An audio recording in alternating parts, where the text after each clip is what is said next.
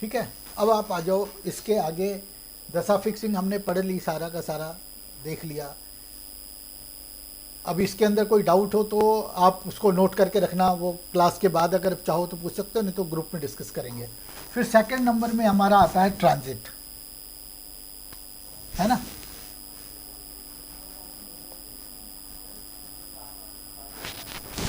Transit transit का मतलब है, हिंदी में बोलते हैं गोचर, यानी कि ग्रह जो है वो जिस समय घटना को दे रहे होते हैं उस समय उनका ऐसे साइन, स्टार, सब और सब पे चलना आवश्यक है जो उस घटना के लिए भी फेवरेबल हो आपकी कुंडली के अंदर में।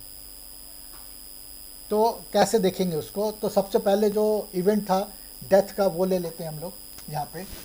तो डेथ इवेंट के अंदर में आपने लिया महादशा लॉर्ड से लेकर के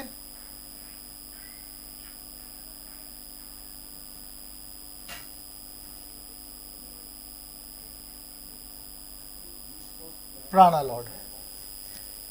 तो जिस समय मान लीजिए किसी एक दिन डेथ हुई है, तो ये जो महादशा लॉर्ड से प्राणा लॉर्ड तक हैं वो किसी न किसी राशि, स्टार, सब और सब पे चल रहे होंगे इंडिविजुअली। किसी साइन में होंगे तो साइन में होंगे तो वो हर साइन में 3 स्टार होते हैं, तो डिग्री के हिसाब से किसी न किसी स्टार में होंगे, फिर किसी न किसी सब में होंगे, किसी न किसी सब में होंगे। ये जो चारों के चारों प्लैनेट हैं ये भी अपने STL और SL, ये भी प्लैनेट अपने STL और SL, और ये भी प्लैनेट अपने STL और SL, और ये भी प्लैनेट अपने STL और SL के द्वारा जो है आपकी कुंडली में उस घटना को फेवरेबल होना चाहिए। तो सबसे पहले क्या करते हैं वो आपको मैं बता देता हूँ। इतना सारा चेक करने में ना सिरदर्द होगा, इंडिविजुअली देखो। तो आप सबसे पहले क्या करेंगे, जब डेथ के लिए देखेंगे तो आपको बाइफरकेट करने हैं प्लैनेट फेवरेबल, अनफेवरेबल, कोई भी घटना हो।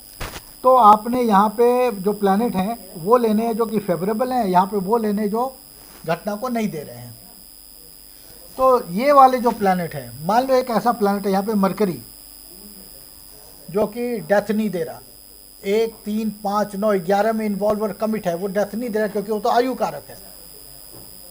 या मैरिज की बात करें तो वो केवल 2, 4, 6, 10 और 12 में इन्वॉल्व और कमिट है, वो मैरिज को नहीं दे रहा।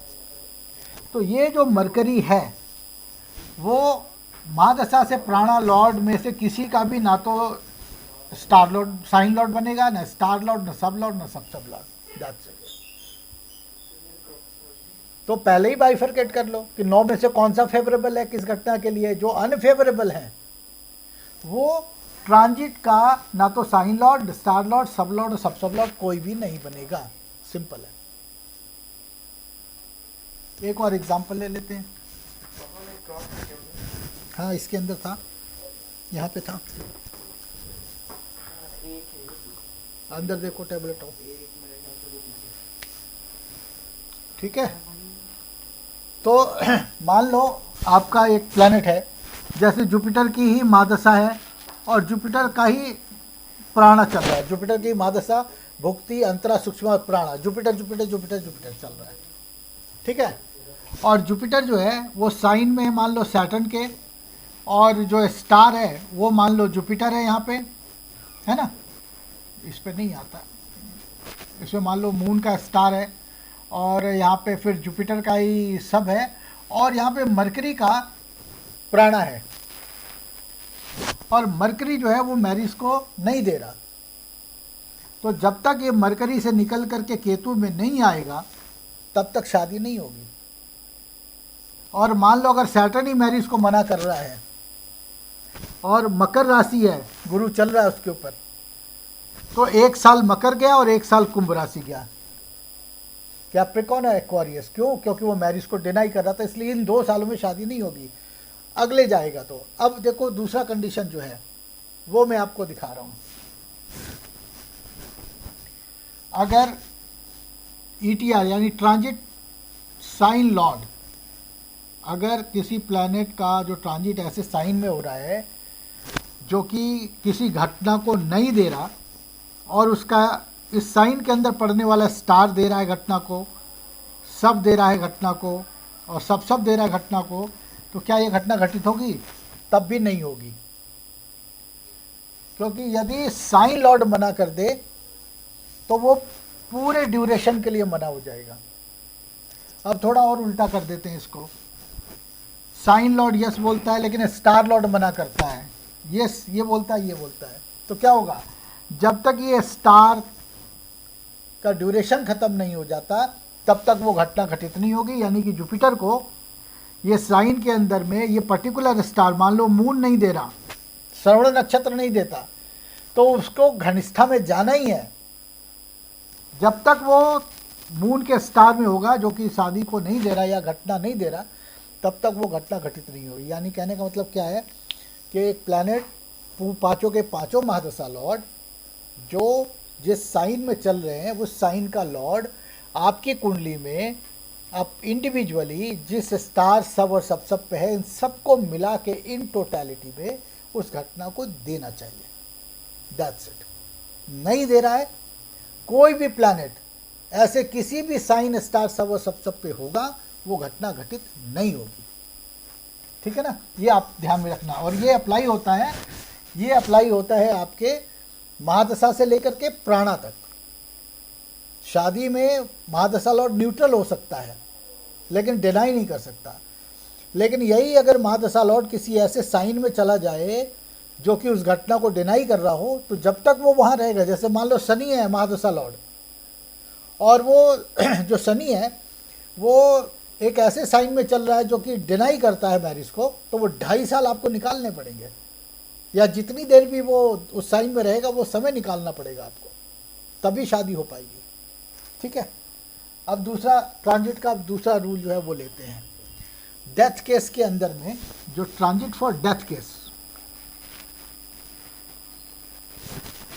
सैटर्न का जो ट्रांजिट है वो आपको कंपल्सरी देखना होता है along with Jupiter, sun and moon. चाहे इनकी दशाएं चल रही हों चाहे नहीं चल रही हों, आपको इनका ट्रांजिट लेना ही लेना है। ठीक है ना। तो कैसे लेंगे? डेथ केस के लिए जो सैटर्न है बहुत इंपॉर्टेंट रोल करता है प्ले, क्योंकि सैटर्न इज द कारका फॉर डेथ। इसकी दशा हो चाहे नहीं हो, आपको इसका ट्रांजिट चेक करना ही होता है। क्या पैरामीटर है ट्रांजिट चेक करने का, आपको वो समझना चाहिए। तो at the time of death Saturn should be transit such a sign जो कि रिलेटेड प्लैनेट होना चाहिए 8th हाउस का और बाधका का। अब यहाँ बाइफरकेट कर रहा हूँ, बहुत सारे लोग कंफ्यूज हो जाते हैं। महादशा लॉर्ड के लिए मैंने नहीं बोला कि वो 8th हाउस के साथ साथ बाधका के साथ रिलेटेड हो जाए तब भी चलेगा। 8th से नहीं हो रहा है लेकिन बाधका के साथ हो जाएगा तो चलेगा, ऐसा नहीं है। आप मेरी बात को ध्यान से समझ लेना। यहाँ पे डेथ के लिए महादशा लॉर्ड को 8th हाउस के सब लॉर्ड के साथ कनेक्ट होना चाहिए। लेकिन जब हम ट्रांजिट की बात करेंगे तो जो सैटर्न है, सैटर्न का जो ट्रांजिट साइन लॉर्ड है, मान लो जिस समय डेथ हुई उस समय सैटर्न जो है वो सेजिटेरियस साइन में चल रहा था, तो यहाँ पे जो जुपिटर है उसका संबंध चाहे 8वें भाव के सब लॉर्ड के साथ हो जाए, चाहे आपकी कुंडली के बाधक भाव के सब लॉर्ड के साथ हो जाए। कंडीशन वही है जो मैंने डेथ के लिए बताया था या मैरिज के लिए जो डिस्कस किया था, पैरामीटर वही है। तो यहाँ पे आपको सैटर्न का ट्रांजिट जो है, Saturn should transit in a sign that should be related with the 8th house sub lord और बाधका। यहाँ पे एक अलग से मिल जाता, अगर 8 से नहीं कनेक्ट हो रहा कोई दिक्कत नहीं है, बाधका से हो जाएगा तब भी चलेगा। I will request you please mute your mic। ठीक है। तो अब ये कंडीशन आपके समझ में आ गई, क्लियर हो गया यहाँ पे। ठीक है। उसके बाद ये कंडीशन अगर फुलफिल हो जाता है, उसके बाद जो सैटर्न है वो ऐसे साइन, स्टार सब और सब पे ट्रांजिट करना चाहिए, जो कि डेथ इवेंट को जस्टिफाई करते हो, क्वालिफाई करते हो। अगर यहाँ पे सैटर्न का जो स्टार लॉर्ड है वो अगर 1, 3, 5, 9, 11 में गया हुआ है तो वो जब तक सैटर्न यहाँ रहेगा डेथ नहीं होने देगा। तो आपको बाइफरकेट करना है कि आपकी कुंडली में कौन सा प्लैनेट है जो डेथ के लिए अनफेवरेबल है, उस पे नहीं होना चाहिए। एक ये हो गया। अब बारी आती है जुपिटर की। अब जुपिटर का कोई पैरामीटर नहीं है साहब कि जुपिटर को किसी 8th हाउस के सब लॉर्ड के साथ रिलेटेड होना चाहिए। वो ऐसे साइन स्टार सब और सब पे हो जो कि उस घटना के लिए हाँ बोलते हो, दैट्स ऑल। ठीक है, अब आप आ जाओ यहाँ पे सन और मून। इसको बोलते हैं interplay of sun and moon. कोई भी घटना कभी भी घटित नहीं होगी जब उसका जो उस समय का जो सन और मून है वो कोई खास पैरामीटर पास ना करे। इसी को बोलते हैं interplay of sun and moon. ठीक है, उसका क्या है सिस्टम वो मैं बता देता हूँ।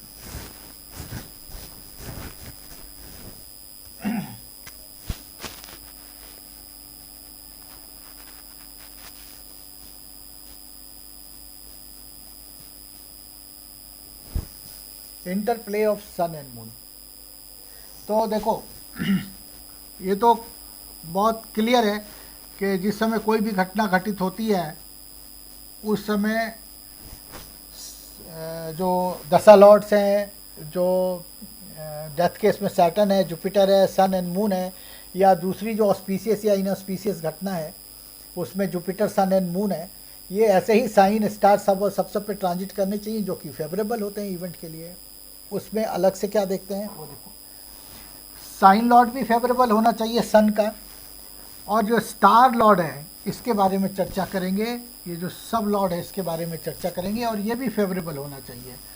मून का राशि लॉर्ड फेवरेबल होना चाहिए, लेकिन स्टार लॉर्ड खास कंडीशन से फेवरेबल होना चाहिए, सब लॉर्ड खास कंडीशन से होना चाहिए, ये भी खास कंडीशन से होना चाहिए। अब ये खास कंडीशन क्या है, एक एक लाइन की चीज़ें हैं, वो बस आपको ध्यान में रखना है। तो क्या बोलते हैं कि जो सन का जो स्टार लॉर्ड है और मून का जो स्टार लॉर्ड है, ठीक है, तो सन का स्टार लॉर्ड तो 13 दिन रहते हैं, 13 दिन और 8 घंटे। तो यहाँ पे जो बताया गया है स्टार लॉर्ड को, ये फेवरेबल होना चाहिए, और साथ में ये घटना से संबंधित जो प्राइमरी हाउस का जो सब लॉर्ड है उसके साथ भी रिलेटेड होना चाहिए। ठीक है ना। इसके साथ बोला गया है कि जो सन का जो सब लॉर्ड है वो एक दिन पूरा रहता है, इसलिए बहुत इंपॉर्टेंट है। तो सन का जो सब लॉर्ड है वो उसका संबंध निश्चित रूप से प्राइमरी हाउस के सब लॉर्ड के साथ कनेक्ट होना चाहिए। मून का जो स्टार लॉर्ड है, कोई भी घटना अगर किसी की डेथ हुई है तो उस दिन मून का जो स्टार लॉर्ड होगा उस स्टार लॉर्ड का संबंध आपकी कुंडली में 8वें भाव के सब लॉर्ड के साथ 100% होगा ही होगा। मान लो किसी का एक्सीडेंट हो गया और सभी मारक ग्रह चल रहे हैं, दशा में भी सब चल रहे हैं, लेकिन मून का स्टार लॉर्ड उसका संबंध 8th हाउस के सब लॉर्ड के साथ नहीं बन रहा, तो डेथ उस पूरे ड्यूरेशन में नहीं होगी।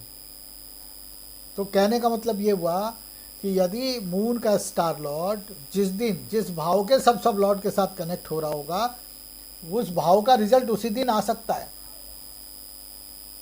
तो नेट सेल के अंदर अगर मैं आपको कंफ्यूज ना करूं तो मैं सीधे सीधे शब्दों में बोलूँगा कि सन का जो स्टार और सब है ये, और मून का जो स्टार लॉर्ड है should be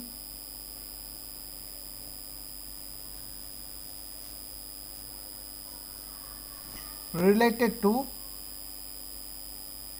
SSL of primary cusp।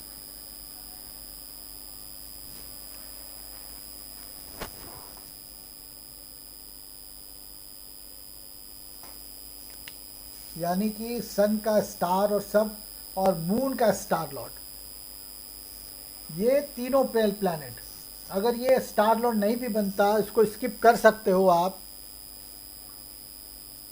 इसको स्किप कर सकते हो आप, बट जो सन का सब लॉर्ड है और मून का स्टार लॉर्ड है, ये कंपल्सरी तौर पे प्राइमरी हाउस के साथ संबंध स्थापित करना ही चाहिए। फिर बारी आती है मून का सब और सब। ये दोनों प्लैनेट जो है ना, वो स्ट्रॉन्ग सिग्निफिकेटर होने चाहिए।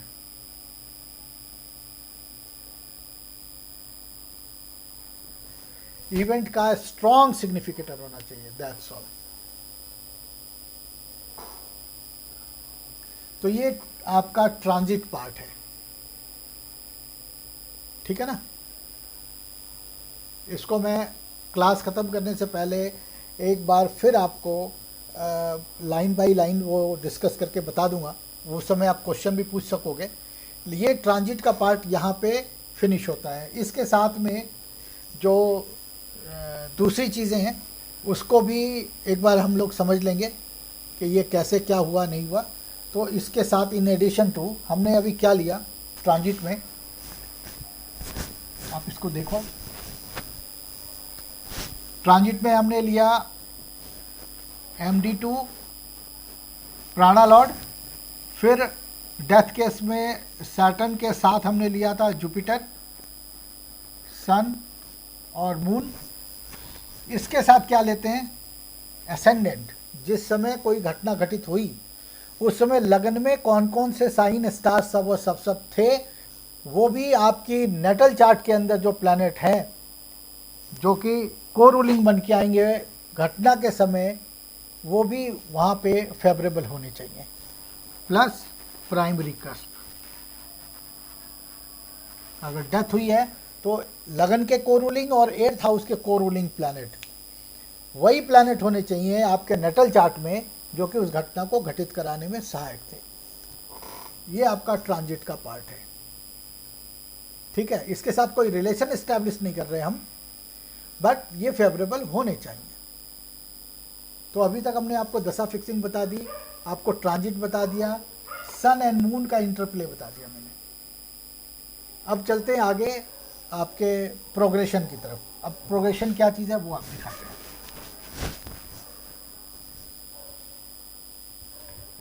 देखो प्रोग्रेशन में क्या है, आपका बेसिक फ़र्क जो है नेटल चार्ट और प्रोग्रेशन में वो क्या चीज़ है वो बता देते हैं आपको। प्रोग्रेशन जैसे विषुंतरी महादशा लॉर्ड्स अपने दशावधि के हिसाब से चलते हैं ना। अब जैसे सूर्य को आप पकड़ो तो सूर्य एक साइन में कितने दिन रहता है, 30 डिग्री का हुआ तो 30 दिन है ना। तो 1 डिग्री एक दिन में चल जाता है सूर्य। तो अभी अगर मेष राशि में अगर सूर्य आया 0 डिग्री का, तो उसको कितने दिन लगेंगे निकलने के लिए, 30 दिन में वो मेष राशि से बाहर निकल जाएगा। लेकिन प्रोग्रेशन में ऐसा नहीं है। क्यों नहीं है प्रोग्रेशन में ऐसा, आप उसको ध्यान से समझो। अब देखो मेष राशि में कितने नक्षत्र होते हैं, अश्वनी 13 डिग्री और 20 मिनट। अश्वनी का मालिक कौन है, केतु। केतु कितने साल रहता है, 7 साल, ठीक है ना। फिर केतु के बाद आता है वो भरणी, शुक्र का नक्षत्र, अश्वनी फिर भरणी। तो भरणी नक्षत्र कितने साल का होगा, शुक्र की महादशा 20 साल की, तो 20 साल वो हो गए, ठीक है। उसके बाद कृतिका का एक चरण आता है। तो एक चरण 6 साल में 4 चरण अगर निकलता है तो 1.5 साल में एक चरण निकलेगा। तो 1.5 साल ये हो गए, तो कितने हो गए, 7, 20 और 1.5 साल, यानी कि 27, 27.5 साल। तो अगर लगन के अंदर किसी कुंडली में प्रोग्रेशन चार्ट के अंदर अश्वनी नक्षत्र आ गया 0 डिग्री का, तो कितने साल में निकलेगा, 27.5 साल में। तो जो प्रोग्रेशन चार्ट है वो विषुंतरी महादशा के हिसाब से चलता है। अब उसमें कोई भी प्लैनेट आ जाए, शनि आ जाए, तब भी उसको उतना ही टाइम लगेगा निकलने के लिए। अगर जुपिटर आ जाए तब भी उसको उतना ही टाइम आएगा निकलने के लिए। मेरी बात पकड़ में आ गई आप लोगों को, है ना। तो यहाँ पे जो प्रोग्रेशन चार्ट है उसमें हम उसी हिसाब से लेके चलते हैं। अब देखो जैसे जो चंद्रमा है, जन्म के समय चंद्रमा जो है वो जिस नक्षत्र पे होता है ना, उसी की महादशा होती है। जिस सब लॉर्ड पे होगा उसकी भुक्ति चलेगी आपके जीवन के आरंभ में, और जिस सब लॉर्ड पे होगा वो अंतरा लॉर्ड बनेगा। जिस सूक्ष्म और प्राणा में होंगे वो आपकी कुंडली में उसी की सूक्ष्म और प्राणा चलेगी। इसको मैं चार्ट के ऊपर दिखा देता हूँ।